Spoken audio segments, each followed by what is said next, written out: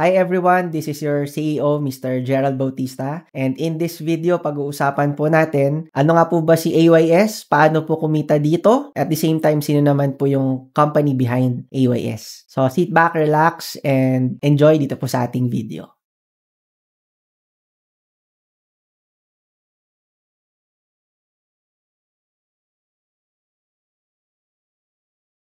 Baka po matanong ninyo, sino nga po ba ang company na nasa likod ng AYS business model? So let me introduce to you our company, Neon Network of Technologies Corporation. And in this video po pag-uusapan natin, sino nga po ba si NNT or si Neon Network? Si Neon Network of Technologies Corporation o mas kilala po bilang NNT ay isang technology company. Ang maganda po sa ating organization, tayo po ay with 13 years of experience sa software developing, integrating, and marketing ng ating mga produkto. Ang maganda po sa 13 years na to, expert tayo sa end-to-end capabilities na masasabi po natin na tayo po ay iilan lang sa dami-dami ng mga development company dito sa Pilipinas na kayang gumawa nito.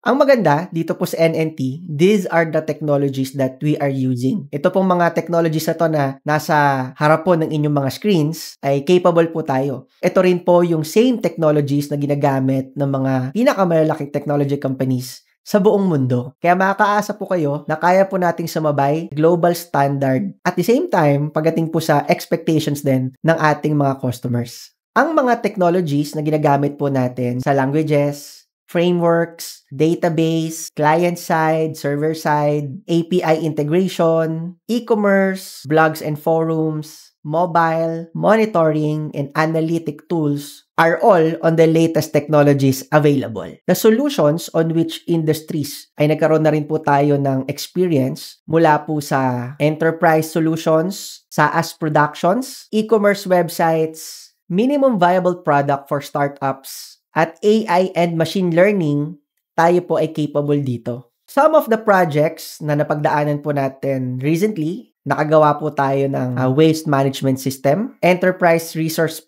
planning system for big companies. Nakagawa na rin po tayo ng MVPs for startups, e-commerce for celebrities, and e-commerce din po for influencers. Dagdag ko rin po, itong ating mga previous projects abroad, nakagawa na rin po tayo ng social network app for a small community ng mga graduate students.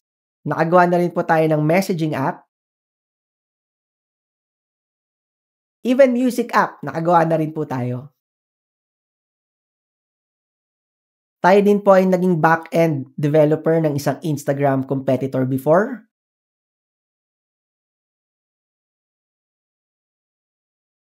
Our expertise on business domains ay nagtatranspose into different fields like finance, ad tech and marketing, education, healthcare, media and entertainment, automotive, travel and hospitality, real estate, retail, and logistics. With these capabilities, we can assure you na kami po ang right partner po ninyo dito sa technology business na ito. Saan naman po ang opisina ng Neon Network of Technologies Corporation? Tayo po ay located sa 12 Xavierville, Barangay Loyola Heights, Quezon City. Ang ating opisina po ay company-owned. So sinigurado po natin na hindi lang po tayo right partner pagdating sa technology. Ganun din po pagdating rin sa business experience and at the same time po sa pamumuhunan sa teknolohiyang ito ay sinigurado din po natin na ready tayo. Ang maganda, ang Neon Network of Technologies Corporation po ay isang legal at legitimate na company. So these are our business permits and legalities.